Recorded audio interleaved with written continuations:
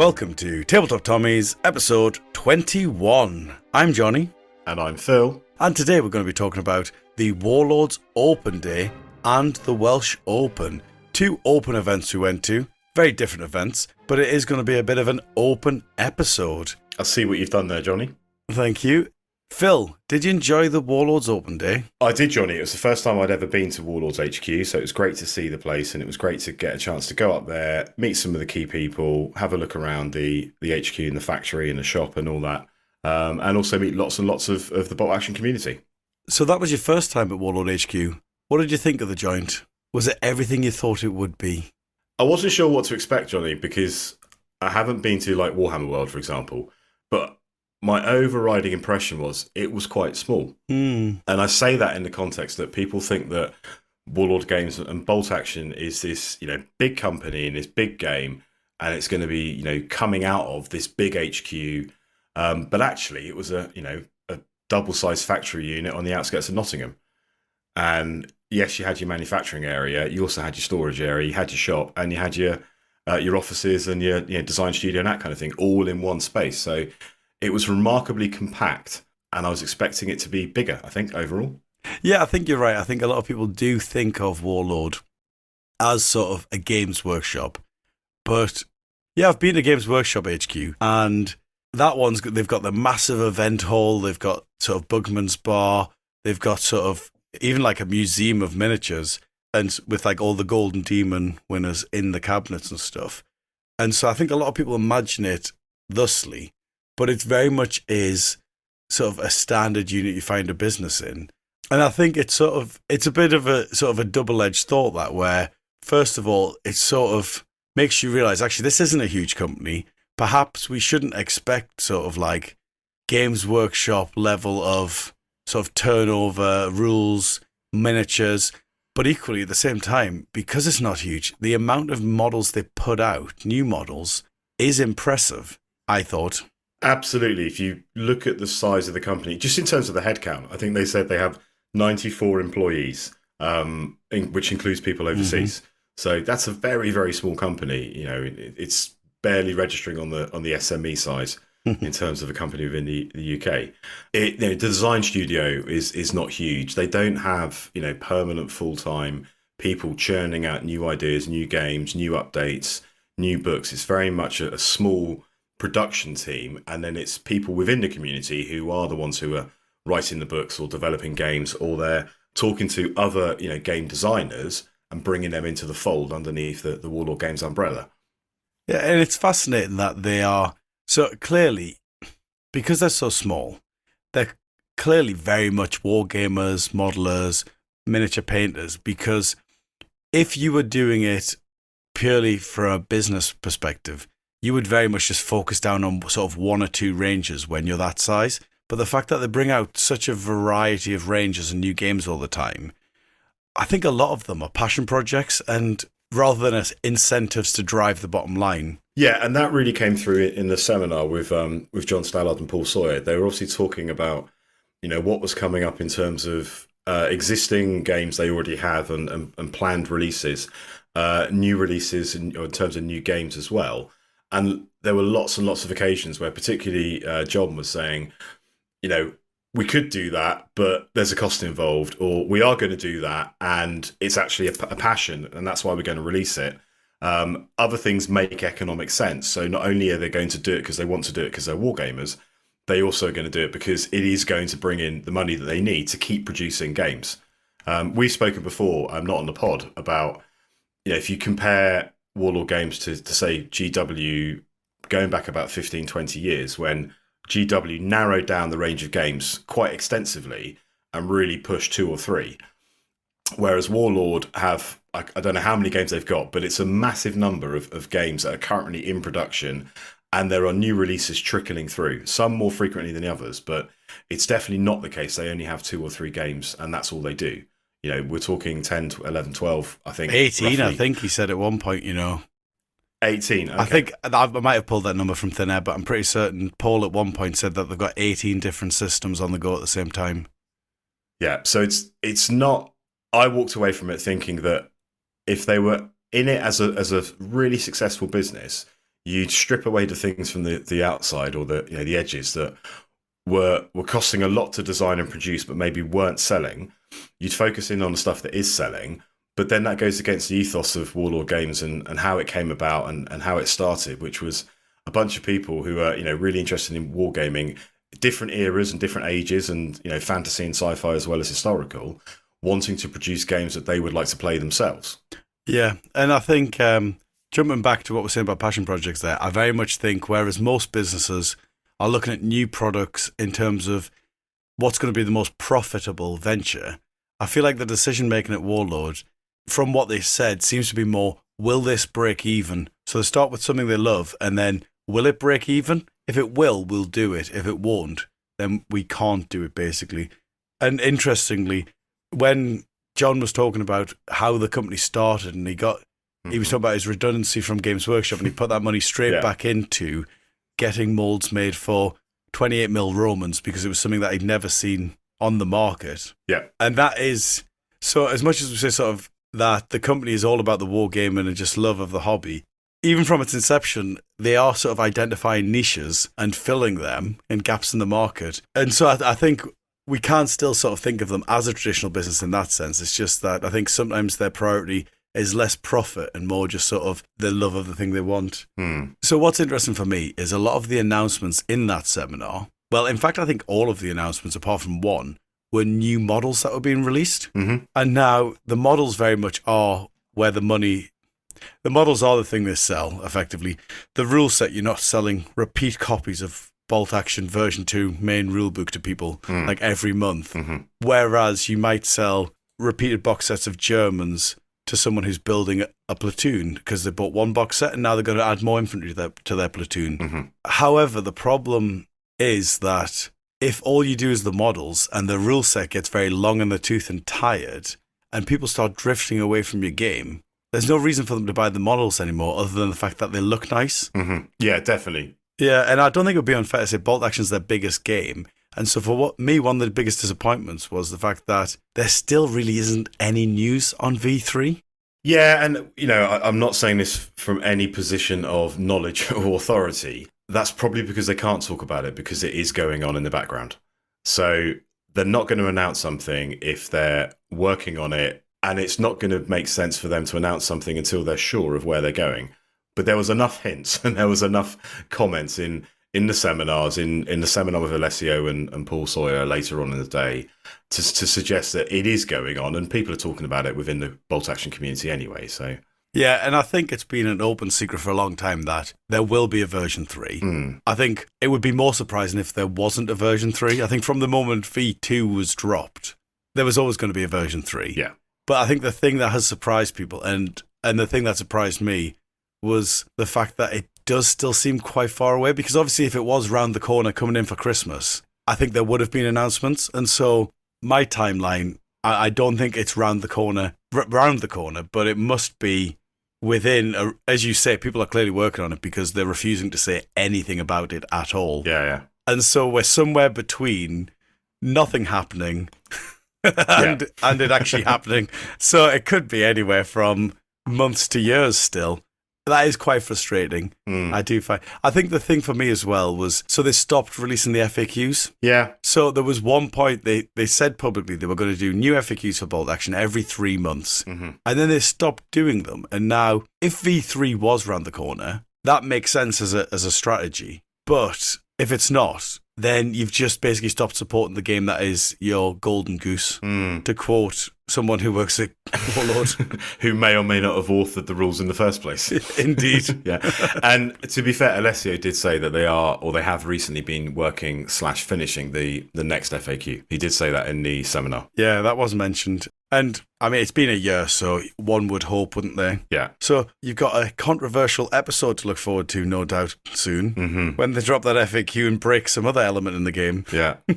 As to when that is, who knows? And we were talking, weren't we, later on in the day about the new products that we saw, for example, in the design studio. And a lot of those are very much Western Desert / Italy themed. And, Soft Underbelly came out last year and Tough Guts come out last month.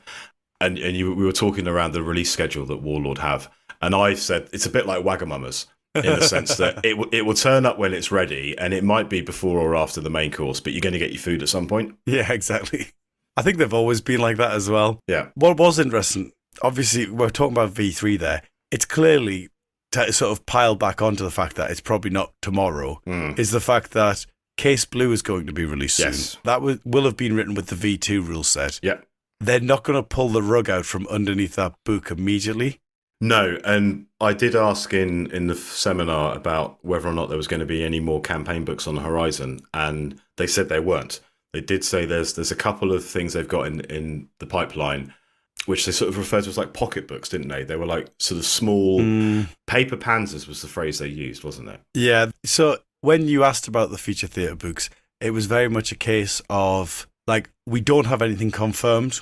Very much similar to the answer when people were asking about V3, and Paul's answer was, make sure you sign up to the newsletter because that's where we'll announce it. Yes. It very much felt like a similar answer. Like, we have no confirmed plans, but that's not to say there are no plans. Yeah. Which does give me a bit of a glimmer of hope that actually we might see it soon. So was that your favourite part of the day, Phil, anyway, the seminar with Paul and John? Or did you have another highlight?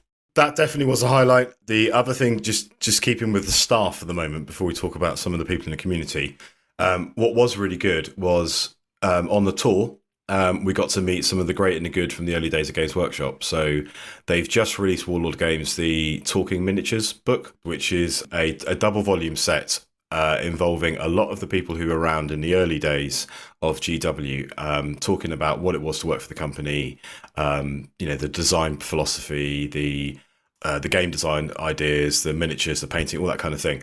And part of the tour was a chance to actually meet the people that were involved. So Jervis Johnson, Andy Chambers, Alessio, John and Paul, those kinds of people. So that was, if you're a fan of early Games Workshop, it was really cool actually to be able to meet those people and listen to what it was like back in the day.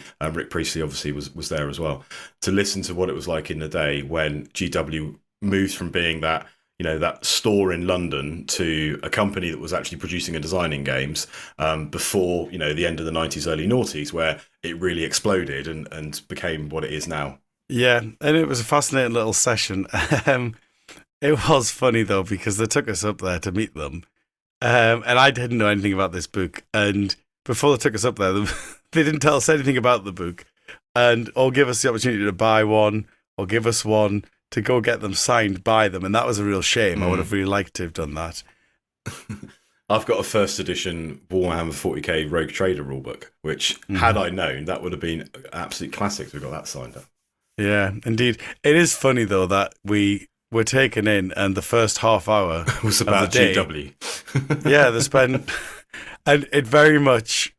So for me, it made me think that they really sort of view themselves... So when they're sort of defining their brand, their company, their definition is very much, we're not GW. Oh, yeah, that really came through strongly, yeah. Yeah, and a lot of the employees said very similar things and answered questions in reference to Games Workshop, which is a fascinating thing to happen at an open day. But a huge number of them worked at some point for GW. Nottingham is the lead belt, isn't it? And... Brad mentioned in the last episode about 7TV, and the guy who wrote that, Carl, was an ex-GW employee. So it's not just like GW and Warlord Games. There's all these other smaller games production companies which are in and around the Midlands of the UK, and they've all at some point worked for or been very closely associated with GW. Yeah, it's just fascinating to have a company when your definition of who you are is... We're not them. We're not like them, yeah. Or we are like they were, but we're not like they are now. Yeah, and I think they need to move past it. Move past it. Like, get over it. It's done. Like you're popular now. You don't need to worry about your days when you were unpopular in school. Get over it. Anyway. So the other thing I really enjoyed, Johnny, was getting a chance to see the manufacturing process, because... obviously, the plastic sprues get manufactured elsewhere, but we got to see how the Warlord resin products. So we got to see how the traditional resin products were made. We got to see how the Warlord resin products were made, and we also got to see the metal products. And all of that is going on site, as well as their storeroom, as well as their shop, as well as their studio, as well as their head office. So it really is a compact situation. rather than having the manufacturing going on elsewhere, the design and HQ going on somewhere, and then the shop somewhere else. Yeah, and to sort of jump back to what we were saying earlier about them sort of doing products and not trimming down their range. Actually, they did recently move the Cruel Seas over, didn't they? To is it Skytrex, their sister company? Yeah, it's Skytrex. Yeah, and Skytrex have a few of their other game systems as well. Yeah, and so I think we are starting to see a little bit of the sort of the moving forward and evolution of Warlord games, because that is a very similar model to what Games Workshop did with Forge World, where a lot of their sort of specialty models that they're not selling in huge quantities, but there is still a little bit of profit in it. They moved over to the Forge World range effectively, or were developed by Forge World and then sold for ridiculous amounts of money. We did also get the opportunity to sit in the seminar with Alessio, didn't we? Yeah. For a Q&A. What do you think of that, Phil? Was that your highlight of the day, meeting the originator, the creator? So the seminar is on YouTube if you haven't seen it. If you do watch it, I would fast forward the first 45, 50 minutes because it was a little bit rambling. But when we got over that bit, actually the rest of it was really interesting because there was opportunities to ask Alessio what the intentions were behind some of the designs in the game, the mechanics, that kind of thing. That I did find really interesting. Yeah, and that's always good. I found that when we had Brad on as well, where you might not agree with certain rules and you might not understand why a rule exists or why it was implemented a certain way. But when you've got the person who wrote it sort of explaining their thinking behind it, yes, it nicely gives a bit of context and it allows you to see it in the context of the broader game and also what they were trying to achieve. Because at the end of the day, you might have sat down, wrote a rule set, attempting to achieve one thing and either not quite got there or ended up going down a different path halfway through. And that I always find that quite interesting when you have those kind of conversations with people who are writing rules. The other really enjoyable bit for me was meeting people in the community who were also at the games day. So we had a long chat with Duncan and his Band of Brothers boards. And we put that up on Facebook the week after we'd been to the open day. And it was fantastic to see the boards themselves, but also to chat to Duncan about what's going on with his fundraising, also what's going on with Bears Heroes, which is closely linked with Duncan. So two really great initiatives there. And so we put more details on the Facebook post if you are interested. Yeah, because Duncan goes around schools and hospitals and things with the boards, doesn't he? And raises money for the National Kidney Foundation. Yeah. Brilliant. And Bears Heroes is about providing modelling kits for children who are undergoing kidney treatment in hospitals, so they can sit there whilst they're having their dialysis and they can make the models and paint the models at the same time as receiving their treatment. Oh, fantastic. It is really nice when you have people doing sort of passion projects, but also with wider benefit. I think absolutely, that's really nice to see, isn't it? Brilliant. So, the one thing that I do want to talk about, but I'll not talk too long on it because I think this is an entire, or at least 30-minute rant on its own. But spoilers. Yeah, but the thing that I do want to talk about is the conflict or K47 rule set, or rather lack thereof. The conflict over conflict?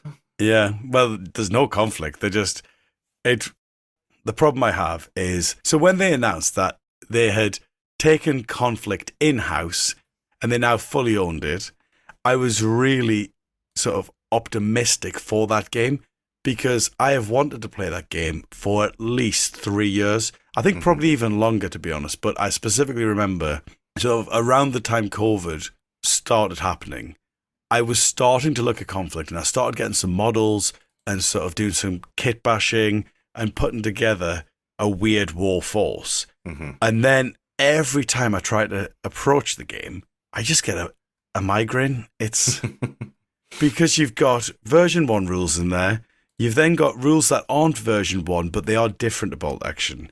And then you've got obviously the entire layer of conflict special rules on top. And it just makes it really hard to access as a bolt action player. I imagine, ironically, it would be easier if you'd never played bolt action to get into conflict because you're not making mistakes based on sort of your assumed knowledge. Yeah, I see what you mean. And so I was rather hoping that when they brought it in, they would do something with the rules. From what Paul said, Paul spoke about the fact that it's quite a long way out because they haven't sort of, like the process to get a new rule set, you got to hire your writers, you got to do your play test, you got to get your designers, you got to, and so that immediately said to me that Conflict is a long way away. Mm-hmm. But that rings true when you see the size of Warlord Games and you look at the number of people they directly employ, in that they aren't churning out tons and tons of brand new games and tons of supplements year on year because they're just not big enough. We say that, but then this goes back to the point I was making earlier about people leaving the game. They announced loads of I don't know if they're new models for Conflict or just rejuvenations of existing kits. Maybe it's in the new Warlord resin. So there was lots of announcements about the model range for Conflict. The problem is, if no one's playing the game, who's going to buy the models? Mm-hmm. And so, yes, there's sort of a problem of they don't have the manpower to push it out really quickly. But alongside that, if you don't put the hard yards in to get the rules fixed, then people aren't going to buy in. Yeah, fair enough. And I say that as someone who has tried to buy in on numerous occasions. And also sort of, I asked them about the thinking around, could it possibly be a supplement? So Paul said that they had considered that in the studio and decided they weren't going to go in that direction. They wanted to keep it a very sort of unique game. And that was, I'm not convinced on that route, but equally, I'm not Warlord Games, so that's just my own opinion. But the thing that did concern me is I then sort of followed up with, in that case, will Conflict be updated in line with Bolt Action? Because that's really the problem at the minute. It's not the problem that Conflict is its own rulebook. The problem is that they updated to V2 and Bolt Action and just left Conflict by the wayside to just sort of like fester, yeah. And so it feels like their current philosophy is that Conflict will be sufficiently different to Bolt Action that it is its completely unique game. But he did suggest that they would bring some things over from Bolt Action, and I'm really not convinced on that as a way forward for Conflict, if I'm honest. Yeah, but I mean, it's speculation, isn't it? And yeah, I understand what you're saying, but I would just say wait and see. Yeah. Also, obviously, the other problem is they're not going to release Conflict tomorrow and then release Bolt Action version 3 in a year's time because we're right back where we started. Yeah, sure. And so I do understand why they're not rushing to get Conflict out. But at the same time, I'd love to be able to play it. I don't see why Conflict can't be nearly as big as Bolt Action, but that's just sort of my personal opinion. So feel free to tell me I'm wrong. It's a small company that, I'm not saying it's punching above its weight, but it's doing very well for itself given the size of the company. Yeah, I think their priorities, though, are often... Because my problem isn't the fact that they're small or big or they're taking ages to get everything done. They're prioritising loads and loads of model kits and sort of allowing game systems to sort of just fade away, whilst also, simultaneously, we're saying they don't have time to update rules, but they keep adding new rule sets. They announced a brand new rule set on the open day, and so for us to say, like, they don't have time for it, like... If they wanted to, they could, is my thesis. Yeah, and it goes back to what we said, that they are, war gamers and hobbyists who happen to be running a company that can produce and sell the products they want to play to other people. Rather than, this is a business which is about, rather than being a big game manufacturer who has a very clear business model and business structure, which they're going to aggressively pursue, which will probably mean, and I am talking about GW here, which will probably mean cutting down on the peripheral rule sets and games and options, because that's not how they make their money and grow. Yeah. So that was the open day. We'll now talk about the Welsh Open, which we're not going to do blow-by-blow battle reports. We'll just talk about what we think makes it really good, and you might want to steal for your tournaments, what we think would make it even better, and a little review at the end. Sort of jumping ahead to the review, I want to open by saying that I think it is an amazing tournament and perhaps one of, if not the best tournaments in the UK at the minute. I mean, what do you think, Phil? Based on the ones that I've been to, I think it is one of, if not the best, yes. So we have agreement. Again, that must be at least twice now since we started the pod. It would be dangerous. Yeah. Once is a coincidence, twice is a pattern? No, twice is careless, 3 times is a pattern.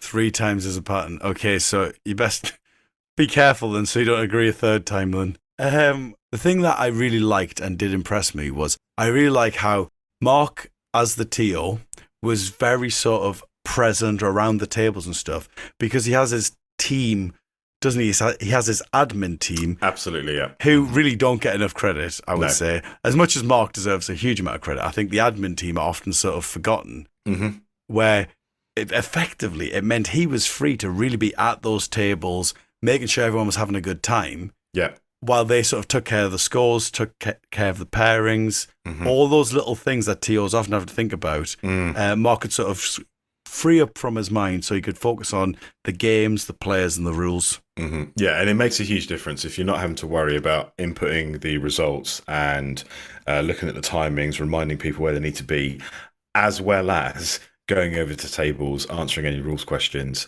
as well as checking on how everyone's doing and making sure people are enjoying themselves, and also taking photos and uploading it to Facebook and all that sort of stuff.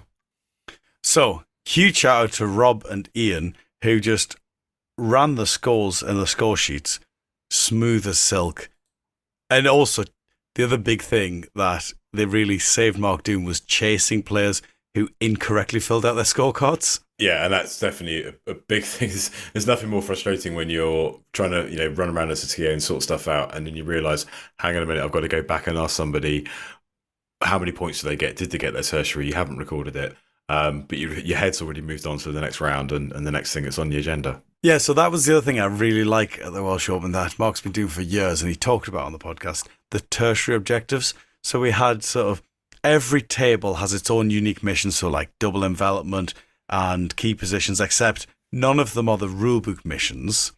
And we'll talk about the missions in a second, I imagine. And then each table also had a secondary objective, which was a 50mm disc you had to have an infantry artillery squad on to hold. But then the tertiaries are all sort of really interesting tasks that add a bit of flavour to the game, because it'll be stuff like use your sniper to take out the enemy sniper, or win in close quarters when rolling half as many dice as your opponent. And the thing that I really liked about it was it adds a lot of flavour to each mission, but also if you've lost the game, it still gives you something to play for. Yeah, some of them were quite challenging. Never voluntarily go down, for example. It can be a challenge if you're, facing down a heavy howitzer and you're like, do you know what? I'm not going to go down because I want to get that tertiary for this round. Yeah, exactly. And it was one where in my final game, I did change the way I deployed so that I could get the tertiary for don't reserve any units. So I was playing sectors, and what I fancied doing was reserving half my force, then bringing it on in the neutral. And I thought, actually, I want the guaranteed tertiary, so I'm going to deploy my entire force, so actually the tertiaries sort of did change my playstyle. Yeah, the missions were quite interesting, weren't they? Because none of them were rulebook missions. I think a lot of them were sort of spins or twists on classic missions we've played before, weren't they? Yeah, so you had, sectors in all but name. You had key positions, for example, but certainly the one I played, it was on a diagonal. So rather than your deployment being, each player has one long table edge and you're deploying away from that table edge, effectively the key positions mission I played was where there's a diagonal from the one corner to another, cutting the table in two. You're deploying within your half. In this instance, it was 15 inches away from your opponent when they deployed. And then you had 3 objectives plus the secondary to then try and grab, over the course of the 6 or 7 turns. Yeah, and I thought the good thing of the custom missions was, so we played sort of sectors, if you will, but it was called quadrants. And the main difference was I set up, then you set up. And that was really good for a tournament because it meant it was really sort of snappy and there was no messing around. But one note I did have on that, actually, in terms of things that I'd like to see next year, is when you do have, especially when you have those interesting setups like the diagonal where one person sets up to the line and the other person has to be 15 inches from every unit, I would have really liked a map because... And the funny thing was, when I played the one with the diagonal, and we were trying to get our heads around, because this was game 3 on the first day, we're trying to get our heads around, okay, so which way does the diagonal line go? And then Mark came over to help us, because we were sort of on the end of the row, so Mark sort of saw us talking about it. And he was saying that when he set up the table, he originally put the objectives and everything in the wrong place because he also had got it back to front. And so it wasn't just the players who were struggling without the map. And so that is one thing that I'd like to see in the next year, where he's done a really good job of putting the mission on every table in a nice laminate. But it would be nice to have the little map as part of the mission as well. Yeah. Or also, even, the other thing that I thought would be a really nice addition for the missions would be a little flow chart. Just sort of like Axis sets up, Ally sets up. Yeah. Because also sometimes the reserves were declared at certain points to make sure that no one had too much of an advantage. Yes. And so a cheeky little flow chart, I think, couldn't hurt, could it? Yeah, that's a good idea. I like the kill points mission, so it wasn't just a straight how many order dice can you take. You got more victory points depending on the value of the unit killed. So, for example, if it was a unit that was worth under 50 points, that would be 1 victory point. If it was 50 to 149, that would be 2. If it was 150 and over, that would be 3. Which made you think about, do I chase lots of small, low-value units to get the victory points, but build up the score slowly, or do I really focus in if my opponent's got some chunky units? And try and grab big victory points from taking out 1 or 2 units. So I thought that was an interesting way of running a kill points mission without it just being straight, get as many dice as you can, and as long as you're 2 or more than your opponent, you've won. Yeah, so the kill points one I thought was really interesting. The thing that I think was really interesting for me, and I've not really noticed this before, but I found the secondaries really didn't work for me. Okay. As in a lot of the missions that weren't kill points, it was often sort of a case of, if I played for the secondary, I'm probably going to lose the game. And if I play for the game, I've got very little chance of getting the secondary. Okay. So I only had that in one of my games. I was effectively playing envelopment and I was a defender. And obviously what I'm trying to do is stop my opponent getting off the board.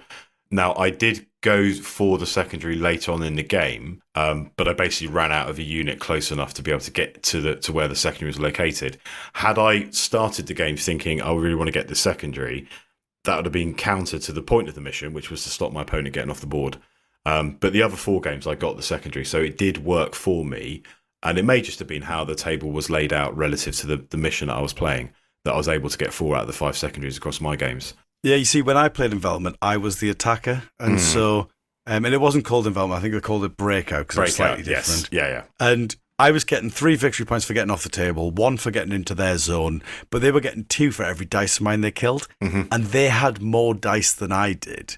So really, I had to get as much as possible off the table to get that win, because it was going to be a bloodbath trying to get across the table anyway, with so few dice. And so I really just had to forget about the secondary entirely. And it was those missions where you're having to move, or the objectives have been pre-placed, and the secondary is really far away. So on one of them, the one with the 3 objectives were quite close to the sort of the centre.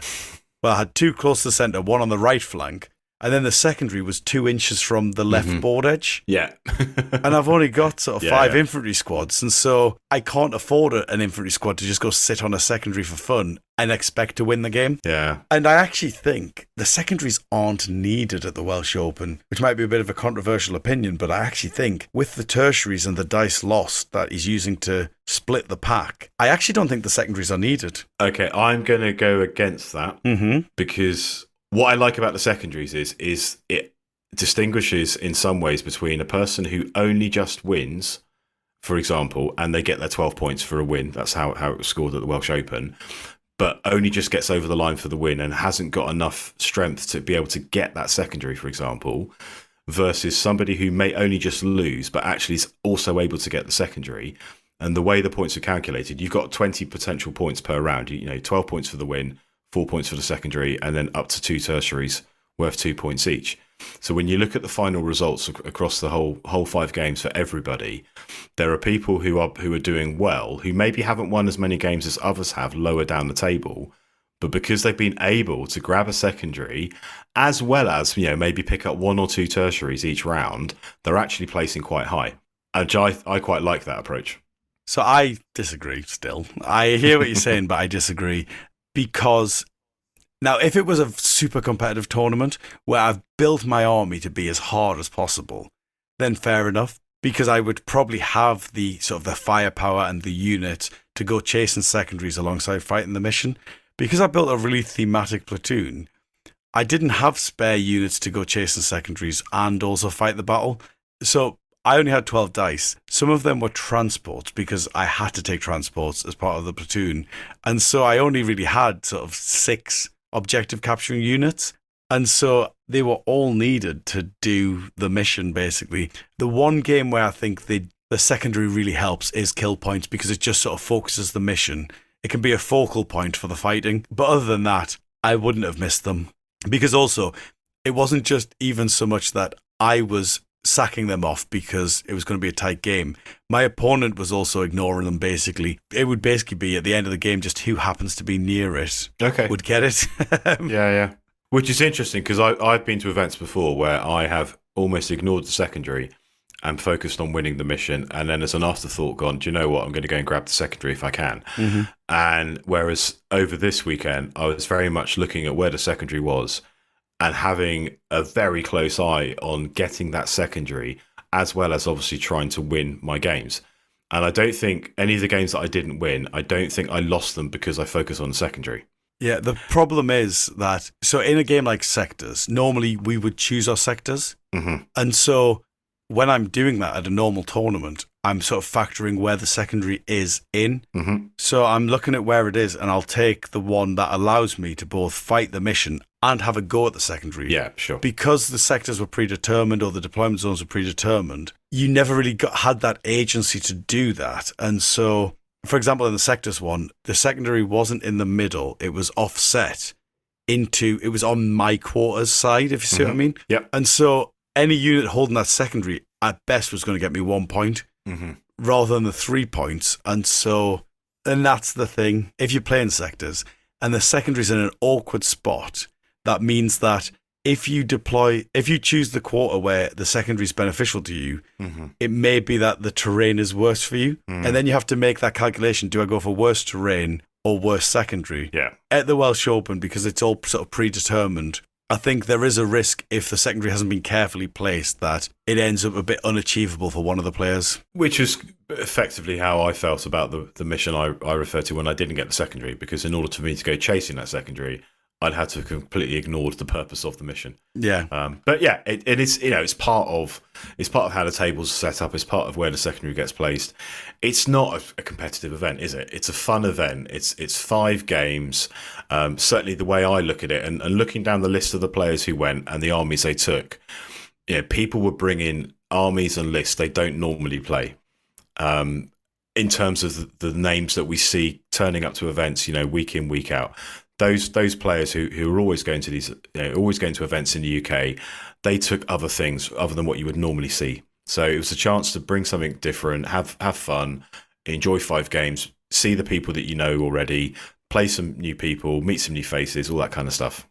Yeah, absolutely. It's definitely not a tournament. I'd say it's more of an event, if we're going to name things. It's a social, for want of a better phrase. Yeah. It's a bunch of people getting together, playing 5 games of bolt action. Yes, some people are taking it seriously, and yes, they do want to do as well as they can. Equally, some people are turning up with armies that really you would never see them normally take at a competitive event because they're just not very good, but they're fun to play. Yeah, it's more of a spectacle than a tournament, is what I always think. And the tables are very good on that note. They really do add to the game. Rather than just be representations of a battlefield that allow you to play the game, they very much are made by players who really want to put together something that looks really good so that you can put your force on it and it fits in it. Like the Reichstags there, you had a really good MASH table made by Josh, who runs the Korea event. Yeah. Chosen in the Frozen in the Chosen. Frozen in Put the that Chosen. backwards there. So yeah, the tables are brilliant. On the note on armies though, it is... So we often hear people complain about balance in bolt action. This game's not balanced. Yeah. I have to say that when I go to the big competitive tournaments, I never find myself feeling like I can't win a game because the game is unbalanced in some way or my army can't beat another army. Whereas here, I very much lent into the pack and built a very sort of like theatrically appropriate, a theatre appropriate list. And I found that looking around at the other armies, there were definitely armies there that I don't think my army could have beaten, either because they had so many hordes that I didn't have the high explosives and the flamethrowers. I just didn't have enough shots to take them out in 6 turns. Yeah. Or because sort of like their rules were particularly... It was a bit of a sort of a rock, paper, scissors I found with the armies, whereas at competitive tournaments, I very rarely find it to that extreme. And I guess that comes down to player choice, doesn't it? If if somebody wanted to, within the restrictions that Mark puts in place, which effectively is, theatre lists, it's obviously only theatre lists. It's any theatre list from the Armies of books, plus a selection from some of the campaign books. Within that, there's a huge scope and potential to produce an incredibly strong army within the restrictions. Equally, if people don't want to lean into it that way and they want to take something totally different they wouldn't normally play, you have that opportunity. I guess what I'm trying to say is you can go into the Welsh Open in definitely more than one mindset. But I don't think it's the mindset of the players that the problem here. It's because it wasn't the armies I was looking at thinking, I don't think my force could beat that force. It wasn't that the player had lent really hard in and I'm going to win this. It's that I actually think that the theatre play is less balanced than the generic play. Now, obviously, the reason that I'm finding the generic is more balanced is because we're playing at sort of the top end of the competitive scale where you're building your platoons able to counter everything. Yeah, whereas the theatre platoons can't be as generalist as that. No. And so it's not so much that the players are building really hard platoons to come to the Welsh Open and smash people's faces in. No. It's that I think the theatre selectors often will have something that creates that rock, paper, scissors dynamic. Like, this one doesn't have anti-tank, this one has lots of tanks. Yeah. And that is one thing that that I noticed. And I've never really noticed that at a tournament before. I've never looked at armies and thought, oh, I genuinely don't think my force could beat that one. Usually when I lose, it's because I'm an idiot. Whereas I think there would have been certain armies I could have played where I would have lost because of my army. Or at least I would have said that. Whether or not you're an idiot as well. Yeah. Yes. Yeah, regardless of whether I was Hannibal or who's a terrible general. I genuinely don't know who's a terrible general because I suppose you wouldn't be talking about them, would you? No. I suppose you'd have to be really rubbish to be remembered for being rubbish, wouldn't you? Mm-hmm. Like, catastrophically bad. There must be someone. I'm sure somebody could let us know in the comments. Yeah. Share, like, and subscribe. Terrible generals. So, I think we definitely need to know what you took, Phil, and how well you did. I took my free French from the Western Desert. I talked about it before on the pod, and I was looking forward to the Welsh Open this year because I bought the army last year and I was looking for an event to take to it. So it's a 14 dice list. It had lots of Senegalese, so regular tough fighters, had some Foreign Legion, who are stubborn vets. It had, your normal sort of selection of MMG, mortar, marksman, etc. With this particular selector, it allows you to take lots of light howitzers, and you can upgrade them to become light anti-tanks, so they're like the 25-pounder. So I basically had 4 light howitzers, 2 were static, 2 were on the back of trucks, and I had a mortar as well, so I had 5 HE. So really nice, really enjoyed collecting and painting the miniatures. The Senegalese were War Games Atlantic, the Foreign Legion and all the bits and bobs around the edges were Perry. In terms of the games, I won 2, drew 1 and lost 2. One of the losses was very much a loss. Really wasn't much I could have done about that one. Another one of the losses was not a draw by 1 point, so that was really close. And my draw was not a win for me by 1 point as well, so that could have gone a different way. But I really enjoyed it. 5 good games. Hadn't played any of the people before other than my last opponent, David, who I played last year at the Welsh Open, so it was good to see him and play him again. So yeah, really enjoyed my games. Brilliant. And yourself, Johnny, what did you take? So I took the Budapest Recce Platoon. It's a lot of fun. It's not super competitive, I would say, because it lacks that big punch that can take out a unit in a single hit, but it's competitive enough, and it's got that trick where you can snap to from inside your truck. Yeah. And what I did was I made my officer a little bit more intelligent for 15 points. So that once per game, I could roll at the beginning of a turn on a 3-up. I got to choose a first dice.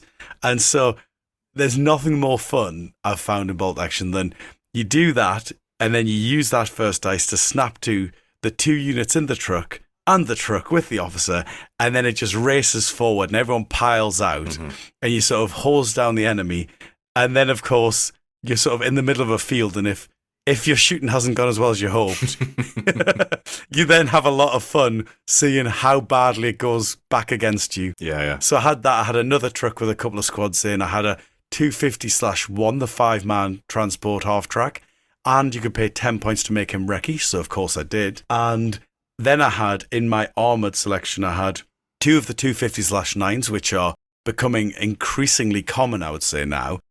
Because they are so good. They've got recce, they're half track, so they can plow through terrain, and they've got the light autocannon, which means that they can do the D2 pins to the infantry and sort of put pressure on things like Stuarts. And then the pièce de résistance, you might say, was I took the SDKFZ 7 soft-skinned half track with the heavy autocannon on the back. Mm-hmm. Now he was a bit rubbish, if I'm honest. It might just be that I'm rubbish at using them, but what I found was he was rubbish at the thing you'd expect him to be good at, which was actually putting pressure on the enemy and taking stuff out. Mm-hmm. But what he was brilliant at, he was brilliant at being a target. And so every game, I'd place him somewhere where he was sort of in cover, but a bit of a threat. And he'd attract so much fire that the rest of my force really was getting away lightly because people were throwing their sort of throwing their autocannons at it and throwing their anti-tank guns at it. And then if you missed, then I'd have another turn on the table. Mm-hmm. I did get immobilized in sort of 2 or 3 games where someone hit with a medium mortar and then didn't manage to wreck it, but now I'm immobilized with 3 pins. And then he'd spend the rest of sort of the next 3 turns just piling on the pins, and then I'd be rallying, but I couldn't move because I'm immobilized. But it meant that that mortar wasn't firing anything else, which was, for 65 points, I was quite happy to use it as sort of a howitzer magnet. Mm-hmm. So having said all of that, I won 3 of my games and then lost 2 of my games. The 3 wins were quite close. And then the 2 losses, I think, were really not close at all. Okay. So I did play quite a few of sort of the regular faces that I've played before. So I played Gary Morgan, who's a big player. He's won the Warlord GT, and he was playing as US Marines, which is one that he's played quite a lot.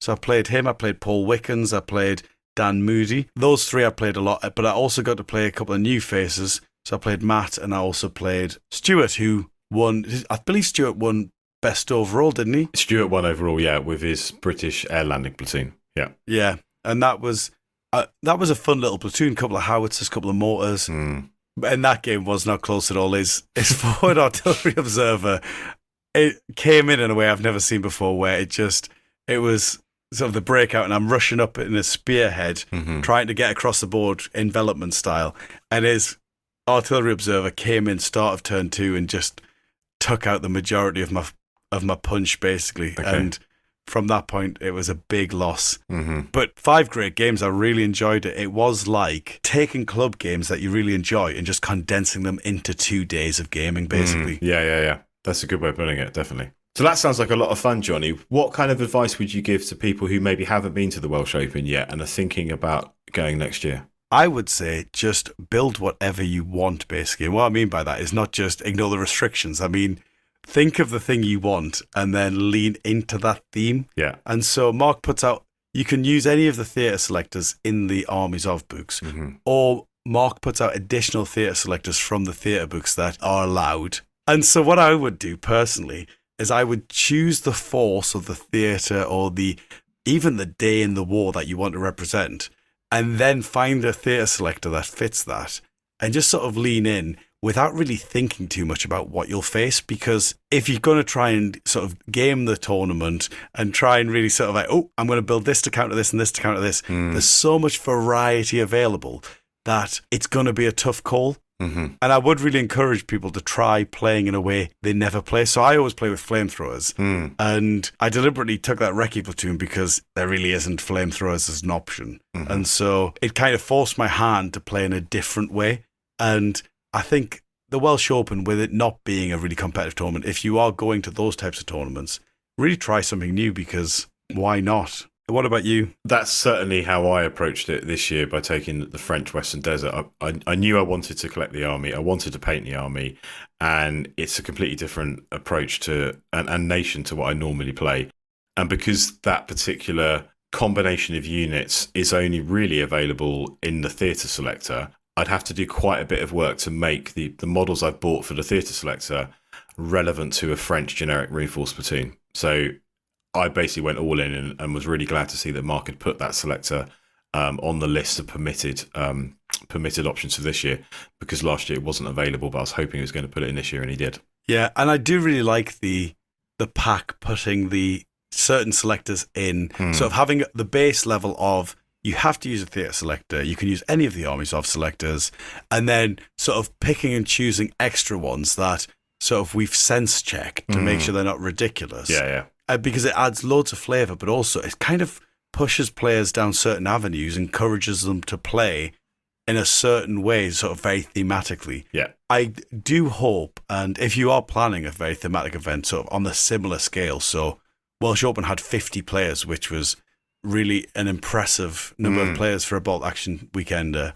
I do hope we start seeing best in faction awards, because I think that'll really help encourage people to pick minor nations that aren't that strong. Maybe you don't really know anything about them, but if there's a best in faction, I would go in trying to win that award rather than the best overall award. And I'd start looking at these really obscure factions, and I'd try to find one that I think there's only going to be one or two other people bringing it. Because also I do enjoy going down those sort of weird and wonderful avenues, because not only do you sort of learn stuff about the game, you also learn stuff about the history, because these minor nations don't come up often in sort of the mainstream sort of narrative of World War II. That's right. And so it's really nice to have to do a bit of research and go, well, what did they have? What did their uniforms look like, etc. So we're going to see you take the Norwegians next year then? Well, I can't tell you that because that's already under embargo, Okay. I believe, because I don't want to give anyone a competitive advantage. Do you know what I mean? Because you'll have people practicing playing against Norwegians just ready to take me down a notch. Yeah, that's fair point. Fair point. No, on a more serious answer, genuinely possibly, if there is a Best in Faction award, Yeah. I think I will be taking one of the minor nations. Now, I would take the Finns, but I think we'll see a lot of Finns if there is a Best in Faction, because they are a very tasty army. And also, I quite like playing on the Ally side, because then you don't face the British prep bombardment. But actually, it didn't really happen to me at the weekend. I think the prep was removed from a lot of the missions, wasn't it? It was, yeah, and that's a really good point, actually, that the way Mark tweaks the missions from the basic rulebook versions is to remove some of those frustrating things, particularly if you're facing British and they're getting the additional bonus on the prep bombardment. Yeah, and I think the only time sort of the prep was happening was when it was sort of thematic to the mission, and it was required to balance a mission out because it was attacker defender. And actually, on that note, there were a few missions where if you were Italians, you got to use your fortifications sort of as a guarantee to ensure that they actually got to use their one beneficial rule. Yeah. I don't think I've got much else to say about Welsh Open. I think it was banging. Yeah, I'd agree. I had a really great time. It was good to see some familiar faces. As I said, I had 4 out of my 5 opponents I hadn't played before, so that was always nice. And yeah, thoroughly good weekend had all round. Yeah, long may it continue. As ever, thank you for listening. Please do leave us a review on your preferred podcast platform. And if you could also like, share, and subscribe, that would be fantastic. We do appreciate it. And that's ta-ta for now from me. And ta-ta for now from him.